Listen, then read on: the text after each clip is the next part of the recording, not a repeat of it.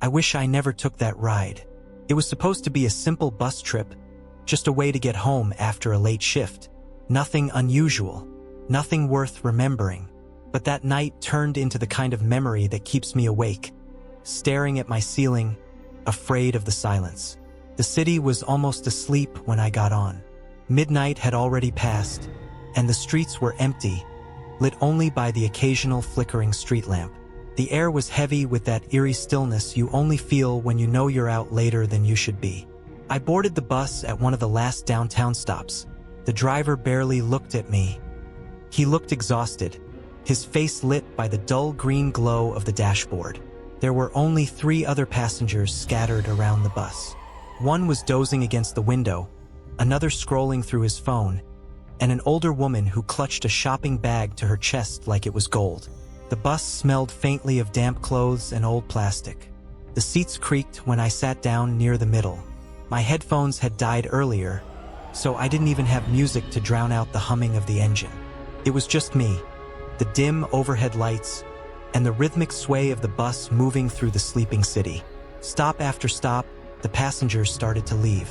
The man with the phone got off first, then the older woman, then the guy who had been dozing. Before I realized it, I was the only one left, sitting in silence except for the occasional cough from the driver. I remember thinking how strange it felt to be the last passenger. I even laughed nervously to myself, like I was in one of those urban legend stories people tell online. But the laughter didn't last long, because at the very next stop, someone else got on. It was strange because that stop wasn't even on the usual route. The bus had just passed through a stretch of industrial road, the kind of place where nothing but warehouses stood in silence. But the bus slowed anyway. The doors creaked open, and he stepped inside. I didn't see his face clearly. The lights from the street were dim, and the bus interior seemed darker than usual. All I noticed was his tall, thin frame, and the way his clothes hung awkwardly on him, like they didn't quite fit. He moved slowly, deliberately, and without making a sound. He didn't pay the fare. The driver didn't even acknowledge him. The man just walked down the aisle and sat in the very last row. I tried not to stare, but it was impossible not to. Something about him felt wrong. The longer I sat there, the more I realized what was bothering me. He hadn't moved at all since sitting down. Not even a shift in his seat. No cough, no sigh, no restless fidgeting. Just stillness. Absolute, unnatural stillness. I glanced at the side mirror above the driver, the one that showed the reflection of the bus interior. I could see myself. I could see the empty rows between me and the back. But when I looked closer, there was no reflection of him. My stomach dropped. I turned quickly to check with my own eyes.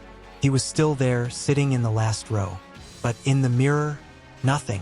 I tried to convince myself I was imagining things. Maybe the mirror angle just didn't reach the back row. Maybe the dim light was playing tricks on me. I told myself anything that would make sense. But my heart was already pounding against my ribs. The air felt heavier, like every breath was harder to take. I rubbed my arms and realized goosebumps had spread across my skin. The temperature had dropped, though I hadn't noticed when. The windows were fogging up slightly, the glass damp with condensation. I shifted uncomfortably in my seat, telling myself not to look back again. But the weight of his presence pressed down on me. Felt like eyes were burning into the back of my head. Against my better judgment, I slowly turned to look. And this time, his head was tilted slightly, as if he was staring directly at me. I froze. My hands tightened around the edge of the seat. His face was still hidden in the shadows, but I could feel it. I could feel his gaze.